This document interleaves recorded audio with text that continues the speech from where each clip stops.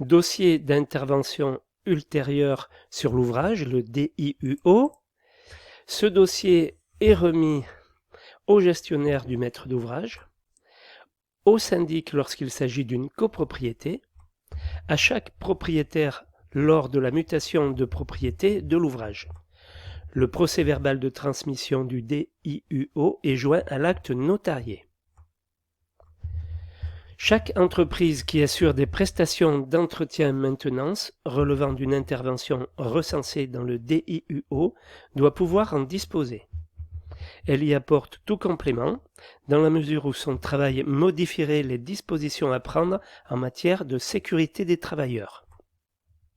Par ailleurs, pour les bâtiments destinés à accueillir une activité de travail, le maître d'ouvrage doit remettre aux utilisateurs au moment de la prise de possession des locaux ou au plus tard dans le mois qui suit, le dossier de maintenance des lieux de travail, DMLT, qui fait partie intégrante du DIUO.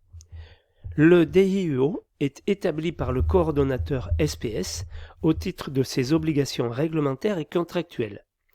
Mais les dossiers administratifs et techniques qu'on a évoqués juste avant ne sont pas prévus dans les missions usuelles du maître d'œuvre. Si le maître d'ouvrage entend lui confier leur constitution, il prévoira une rémunération complémentaire à ce titre pour le coordonnateur. Rôle du gestionnaire d'un bâtiment. La fonction de gestionnaire d'un bâtiment n'est pas toujours confiée à une personne physique clairement déterminée.